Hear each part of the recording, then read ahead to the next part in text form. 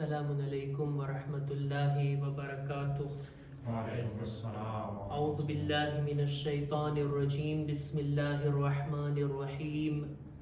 अल्हम्दुलिल्लाहि रब्बिल आलमीन। अस्सलातु वस्सलामु अला अशरफिल अंबियाइ वल मुरसलीन सय्यदिना व नबियना अबिल क़ासिम मुहम्मद। अल्लाहुम्मा सल्लि अला मुहम्मद व आले मुहम्मद वअला अहले बैतिहि अत्तय्यबीन अत्ताहिरीन अलमअसूमीन अलमज़लूमीन वलअनतुल्लाहि अला अअदाइहिम अजमईन। अम्मा बअद फ़क़द क़ाल अल्लाहु सुब्हानहु व तआला फ़ी किताबिहिल करीम। बिस्मिल्लाहिर्रहमानिर्रहीम। शहरु रमज़ान अल्लज़ी उन्ज़िला फ़ीहिल क़ुरआन। सलवात पर मुहम्मद व आले मुहम्मद। अल्लाहुम्मा सल्लि अला मुहम्मद व आले मुहम्मद। માહે મુબારક રમઝાનની આ નૂરાની રાતોમાં ખુદાની આપેલી તૌફીકથી આપણે બધા કુરાન મજીદની તિલાવત અને સાથોસાથ તફસીરે કુરઆનના આ દર્સની અંદર સાથે બેસીને અલ્લાહના કલામની તફસીરની આપણે ચર્ચા કરીએ કે ખુદા આપણને આ કુરાન મજીદમાં શું સંદેશો આપે છે અને આપણી જિંદગીમાં કુરાન મજીદ દાખલ થાય, કુરાનની તાલીમાતને આપણે અપનાવીએ અને જિંદગીને નૂરાની બનાવીએ, એ મકસદ છે. માહે મુબારક રમઝાનની અંદર આપણે છીએ. આખો રમઝાન મહિનો એની કલાકો, એની મિનિટો, એની ફઝીલત બીજી બધી કલાકો, દિવસો અને મિનિટો કરતાં અફઝલ છે. રમઝાન મહિનાના દિવસો અને રાતો બીજા બધા મહિનાના દિવસો અને રાતો કરતાં અફઝલ છે. એક સારામાં સારો સમય આ રમઝાન મહિનાનો ઈ છે સહેરીનો સમય, વખતે સહેર, સુબહની અઝાનની પહેલાનો સમય.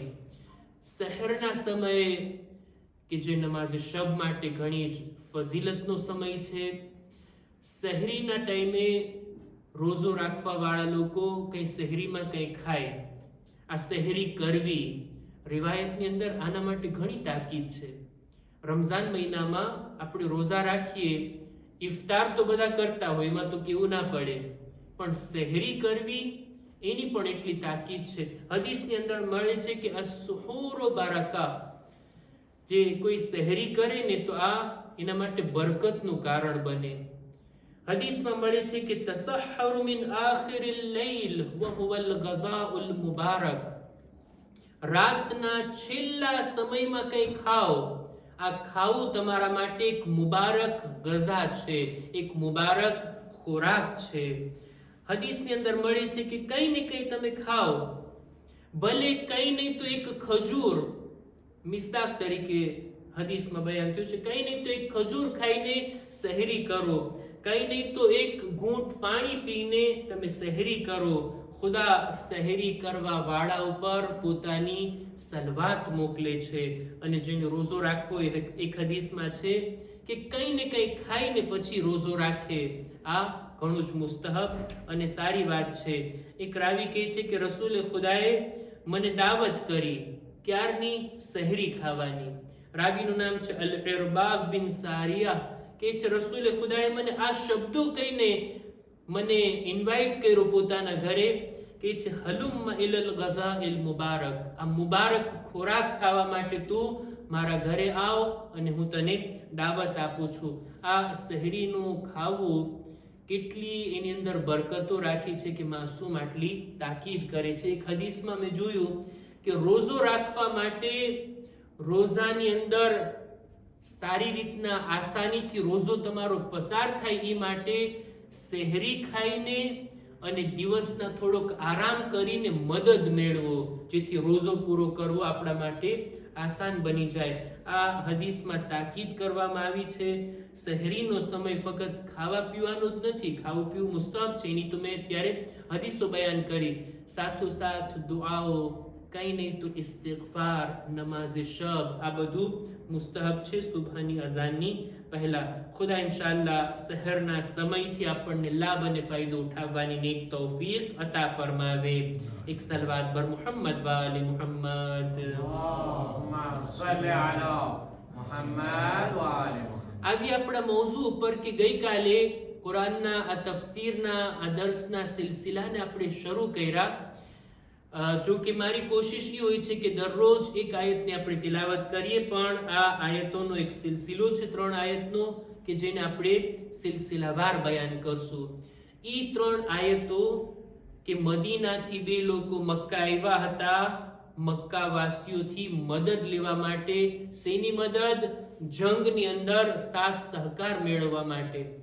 અને એ મક્કાના એક માણસે કીધું કે ભાઈ તમારું શહેર દૂર છે, અમે તમારી મદદ કરી શકતા નથી, અમારે ત્યાં જ એક મોટો પ્રોબ્લેમ છે. અને એક માણસે નબી હોવાનો દાવો કર્યો છે અને એ લોકોને પોતાના દીન તરફ બોલાવે છે. ગઈકાલનો વાક્ય આપ લોકોના ઝહેનમાં હશે. આ લોકોમાંથી એક માણસ જાય છે રસૂલની ખિદમતમાં, રસૂલના પૈગામને સાંભળે છે અને રસૂલુલ્લાહ આ 3 આયતની તિલાવત કર્યા. આ સાંભળતાની સાથે જ એ બંને માણસો મુસલમાન થઈ ગયા અને રસૂલે ખુદાને મદીના આવવાની દાવત આપે છે. રસૂલના જવાબ પહેલા રસૂલે ખુદા એક માણસને મોકલે છે આ લોકો સાથે કે જાય કુરાનની આયતો એને શીખાડે.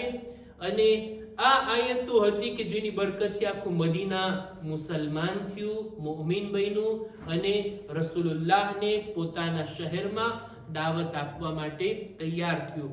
એ આયતોને આપણે જોઈએ. આ 3 આયતોની અંદર ખુદાએ 10 હુકમ આપ્યા છે, 10 ફરમાન આપ્યા છે. અને આ 10 ફરમાનને આપણે ઇન્શાઅલ્લાહ એક એક બયાન કરશું. આજે 4-5 બાબતોને મારે બયાન કરવી છે.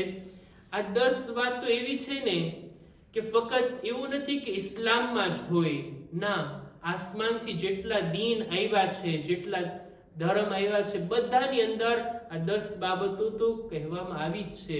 એનું ધ્યાન રાખવાનું જ છે. અને એક રીતે જોતા આસમાની કિતાબમાં જો આ વાત ના હોત, ખુદાએ કુરાનમાં ના કીધું હોત, તો પણ સારો માણસ, સમજદાર ઇન્સાન પોતાની અકલથી કામ લઈને તો પણ આ 10 બાબતોથી ઈ છેટે રહેતે, ઈ અલગ રહેતે. આ 10 બાબતોનો ખ્યાલ ઈ જરૂર રાખતે. 10 કામો કે જે નથી કરવાના, 10 વાતો કે જેનાથી આપણે બચવાનું છે, એને ખુદાની અંદર બયાન કરે છે. આપણે આયતની શરૂઆત કરીએ જો સૂરે અનઆમની 151મી આયત. ખુદાવંદે આલમ આ રીતના રસૂલે ખુદાને કહે છે, કુલ તઆલુ અતલુ મા હરમ રબ્બુકુમ અલૈકુમ. એ મારા રસૂલ, તમે આ લોકોને કહો કે તમે લોકો આવો, હું તમને બયાન કરું, તમારી સામે તિલાવત કરું કે તમારા પરવરદિગારે કઈ કઈ ચીજોને તમારા પર હરામ કીધી છે, કઈ કઈ બાબતોને કરવાની મનાઈ કરી છે. આવો હું તમને એ ગણાવું. પછી એક 10 બાબતોને ખુદાવંદે આલમ ગણાવે છે. સૌથી પહેલી વાત, અલ્લા તુશ્રિકુ બિહી શૈઆ. હરગીઝ ખુદાની સાથે બીજા કોઈને શરીક ના બનાવો. અલ્લાહ એક છે, તૌહીદ. અલ્લાહ યુનિક છે, એના જેવો બીજો કોઈ નથી, કોઈ એનો સાથી નથી, કોઈ એનો ભાગીદાર નથી, કોઈ એના બાલ બચ્ચા નથી, કોઈ એના મા બાપ નથી, કોઈ નથી. જે કંઈ પણ પેદા થયું છે આ દુનિયામાં, જેટલી મખલુકાત છે એનો ખાલિક ફક્ત એક છે. આખી દુનિયાનો પાલનહાર ફક્ત એક છે. આ એકને માનવું, આને કહેવાય તૌહીદ. એના મુકાબલામાં છે શિર્ક. ઘણા એવા લોકો છે, ઘણા એવા ધર્મો છે કે જેની અંદર એક ખુદા નહીં, અનેક ખુદાનો તસવ્વુર છે. ઓછામાં ઓછા ઘણા લોકો 2 ખુદાને માને, એક દિવસનો ખુદા ને એક રાતનો ખુદા, એક નેમતો આપવા વાળો ખુદા ને એક કઈ સજા આપવા વાળો ખુદા. ના, એવું નથી. ખુદા એક જ છે. રસૂલના આવવા પહેલા જે હાલતના જમાના 365 હતા ને ખુદા, ખાને કાબાની અંદર હર રોજ એકની ઇબાદત થતી, ઇસ્લામે આવીને બધું મનાઈ કર્યું. ફકત અને ફકત એક ખુદાને માનો, તૌહીદ. આ એક ખુદાનો તસવ્વુર જો ઇન્સાનના દિલમાં હોય ને, આપણે કહીશું કે બટલી શા માટે તાકીદ કરો છો? આપણે તો એક જ ખુદાને માનીએ છીએ ને. આપણે બધા કહીએ છીએ લા ઇલાહા ઇલ્લલ્લાહ, અલ્લાહ સિવાય બીજો કોઈ ખુદા નથી. માનીએ છીએ, આપણા નિયતમાં છે, દિલમાં છે, આપણી જબાન પર છે. શું આપણા અમલમાં પણ છે કે અલ્લાહ સિવાય બીજો કોઈ ખુદા નથી? જો અમલમાં પણ હું ફકત અને ફકત ખુદાને માનતો હોઉં ને, તો હું ફકત ખુદાના હુકમનું પાલન કરત. ખુદા જેમ કહે છે એમ હું કરીશ. પણ ઇન્સાન પોતાની જિંદગીમાં જેમ ખુદા કહે છે એ પણ કરે છે, જેમ શૈતાન કહે છે એમ પણ કરે છે, જેમ પોતાનો નફ્સ કહે છે એ પણ કરે છે.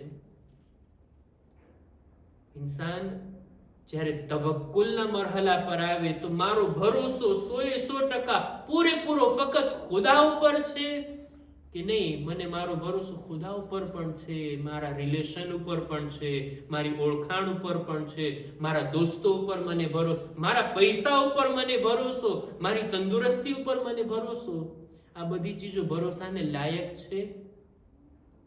ના. ફકત અને ફકત ખુદા ઉપર ભરોસો, ફકત ખુદાની ઇબાદત, ફકત ખુદાના હુકમનું પાલન. અને દિલની અંદર ઇન્સાન આ વાતને રાખી લે, સાચવીને, કે જે કંઈ પણ મને મળે છે બધું ખુદાના તરફથી છે.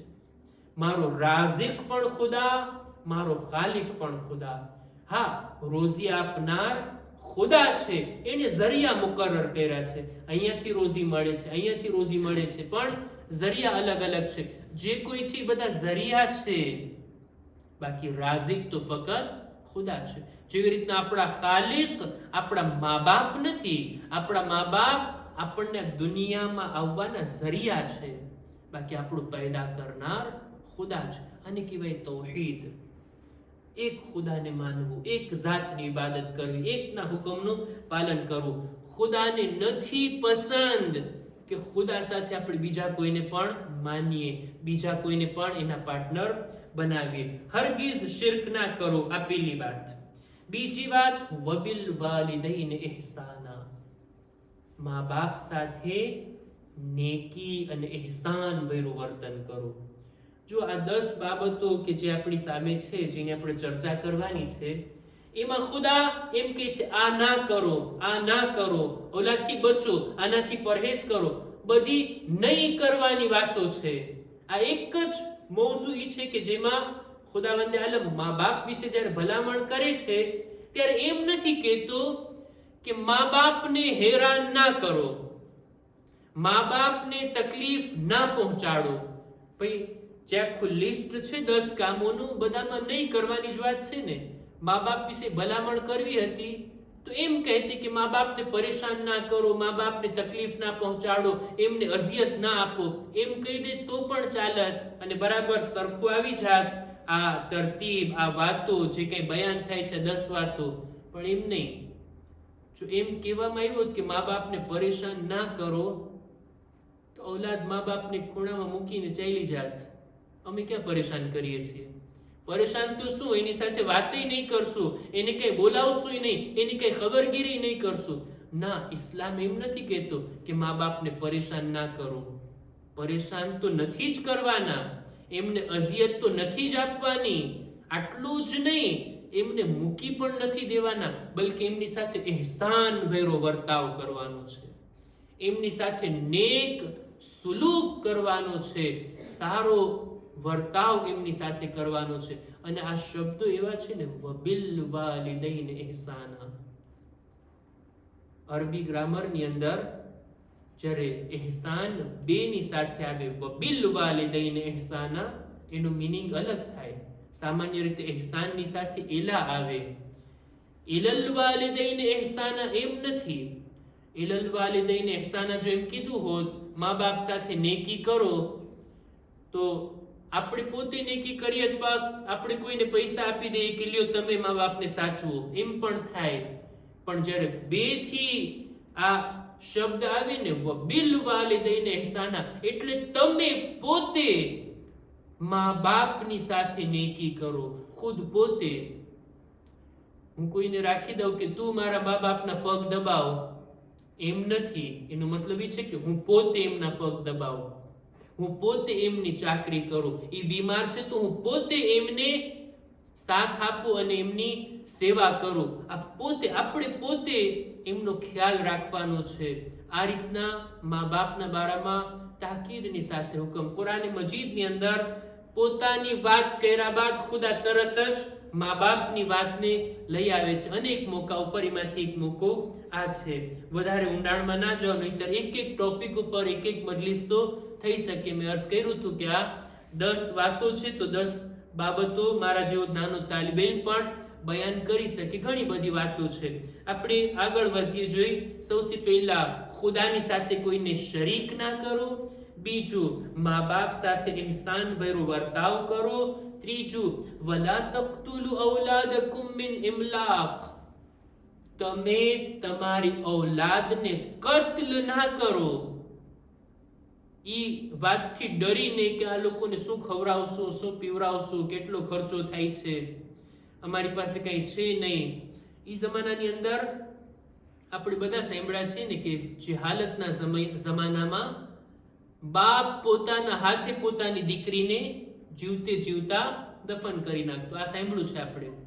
ફક્ત દીકરીઓને જ આ રીતના કત્લ ના કરતા.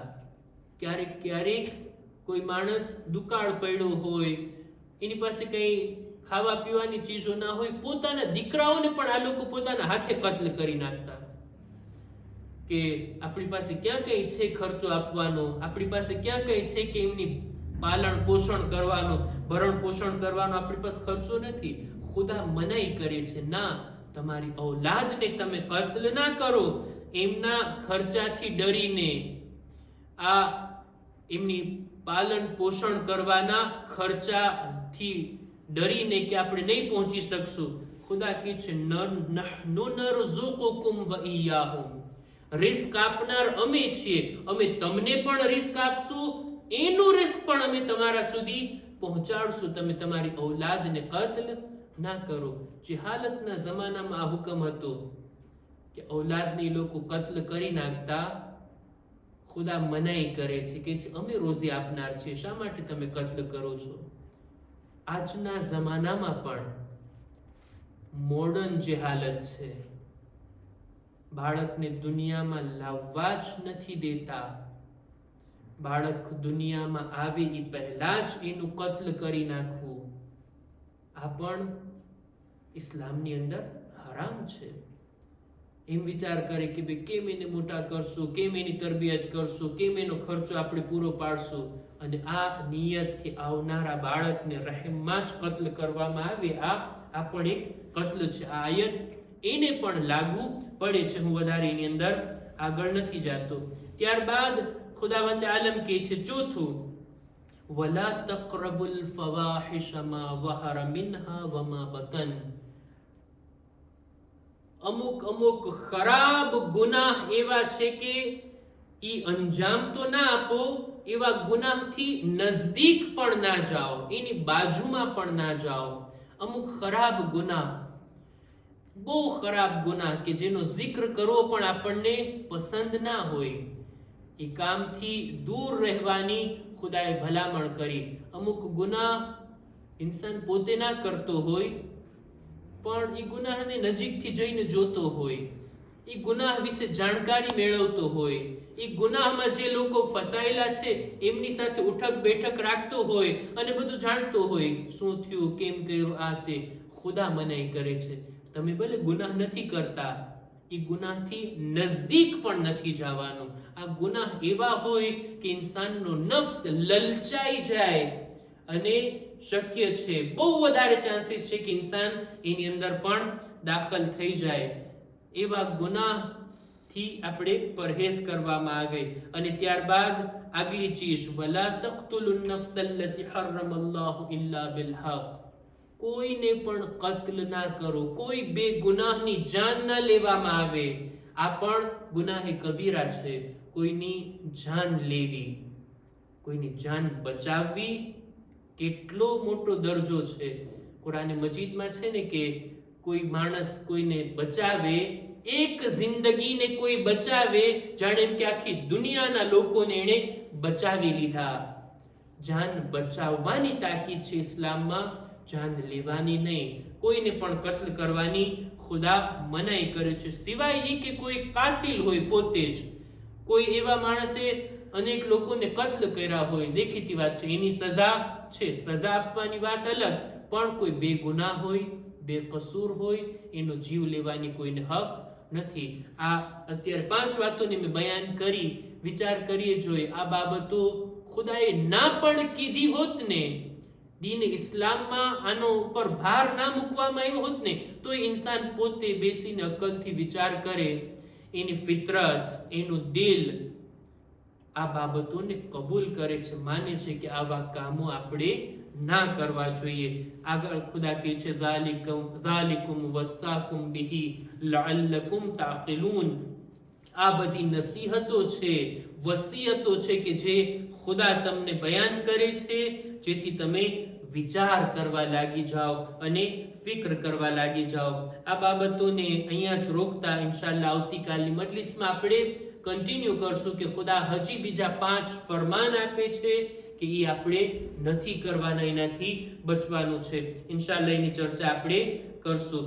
અહેકામ અને મસાઇલની અંદર આપણી ચર્ચા હતી રોઝાની અંદર, રોઝાની હાલતમાં અમુક કામો કરવા મકરૂહ છે, દિતેસ્તાબલ છે, બહેતર છે ઇન્સાન એનાથી પરહેઝ કરે, જેથી રોઝાનો સવાબ ઓછો ના થઈ જાય. અમુક બાબતોને આપણે બયાન કર્યા, આજે પણ અમુક બાબતોને આપણે બયાન કરવી છે. જો રોઝાની હાલતમાં કોઈ પણ એવું કામ કરું કે જેથી બદનમાં કમજોરી આવે, બદન નબળું પડી જાય, ઝઈફ થઈ જાય, એવા કામ કરવા મકરૂહ છે. દાખલા તરીકે ખૂન આપવું, લોહી આપવું, બ્લડ ડોનેશન કે સારી વાત છે, કોઈ આપે, પણ રોઝાની હાલતમાં જો કોઈ ખૂન આપે અને એનાથી રોઝામાં કમજોરી આવે ને ચક્કર આવવા લાગે ને પડી જાય ને નબળાઈ લાગવા મળે, આ એક એવું કામ છે કે ઇન્સાનનું બદન કમજોર થઈ જાય, નબળું પડી જાય, તો એવા કામો કરવા રોઝાની હાલતમાં મકરૂહ છે. ત્યારબાદ રોઝાની હાલતમાં પોતાના કપડાને ભીના કરવા. બહુ ગરમીની અંદર કોઈ રોઝા રાખતું હોય, અલ્હમ્દુલિલ્લાહ આપણે તો અહીંયા સારો સમય છે કે ગરમી જાય છે ને ઠંડી આવી રહી છે. બીજે ઠેકાણે આના કરતા અલગ હોય, ત્યાં ગરમી આવી રહી હોય, ફૂલ ગરમીની અંદર માણસો રોઝા રાખતા હોય, ગરમીમાં જો ઇન્સાન પોતાના કપડાને ભીના કરે તો જરાક સારું લાગે ને, બદનમાં ઠંડક વળે. આ મકરૂહ છે કે પોતાના કપડાને ભીના કરવામાં આવે. औरतों માટે મકરૂહ છે કે તેઓ પાણીની અંદર બેસે, આ એમના માટે મનાઈ છે, મકરૂહ છે, હરામ નથી. ત્યારબાદ સવાલ પૂછવામાં આવતો કે ડેન્ટિસ્ટ પાસે જઈ શકાય કે નહીં, દાંતની ટ્રીટમેન્ટ કરાવી શકાય કે નહીં. જો મકરૂહ છે એ બાબત કે કોઈ પણ એવું કામ કરવું કે જેથી મોઢામાં ખૂન આવે, એ કામ કરવું મકરૂહ છે. રોઝાની હાલતમાં કોઈ દાઢ ખેંચાવે તો દેખીતી વાત છે ખૂન તો આવવાનું છે, આ કામ મકરૂહ છે. આ સિવાય હજી પણ એક ચીજ મકરૂહ છે, દાખલા તરીકે કારણ વગર કોઈ માણસ મોઢામાં પાણી નાખે ને કોગળા કરે. ક્યારેક ઇન્સાન દાંત સાફ કરવા માટે વુઝુ કરતી વખતે કોગળા કરે, એ વાંધો નથી, પણ કારણ વગર મોઢાની અંદર પાણી નાખીને ફેરવે, કોગળા કરવા, આ મકરૂહ છે કે ઇન્સાન પાણીને પોતાના મોઢામાં ફેરવે. આ બધી બાબતો હતી કે જે મકરૂહ છે, હરામ નથી. ઇન્સાનને જોઈએ કે એનાથી બચે, એનાથી પરહેઝ કરે, તે બહુ સારી વાત કહેવાય. ઇન્શાઅલ્લાહ બીજા પણ અમુક મસાઇલ હશે કે જેને આપણે આ દર્સની અંદર ચર્ચામાં લઈ આવશું. ખુદાની બારગાહમાં દુઆ ગુજારીએ, પરવરદિગારા અમોને તારા દીન પર અમલ કરવાની, બોલનાર સાંભળનારને નેક તૌફીક અતા કર. ખુદાયા કુરાન મજીદની તિલાવતની, કુરાનને સમજવાની અને એના ઉપર અમલ કરવાની અમોને નેક તૌફીક અતા કર. પરવરદિગારા દરેક મુમિનીન મુમિનાતની જાન, માલ, ઇઝ્ઝત, આબરૂની હિફાજત ફરમા. ખુદાયા આ મહિનાની અમારી ઇબાદતોને તારી બારગાહમાં કબૂલ ફરમા. આઈંદા દિવસો અને રાતોમાં બહેતર તરીકાથી ઇબાદતની નેક તૌફીક અતા કર. ખુદાયા દરેક મુમિનીન મુમિનાત જો બીમાર છે, ખાસ કરીને જે બીમારોના હકમાં દુઆની ભલામણ કરવામાં આવી, ખુદાયા તેઓને શિફાએ કામિલા અતા કર. ઝમાનાના ઇમામના ઝુહૂરમાં તાજીલ ફરમા, અમારો શુમાર એમના સાથીઓમાં કર. ربنا تقبل منا إنك أنت السميع العليم. بر محمد وآل محمد صلوات. اللهم صل على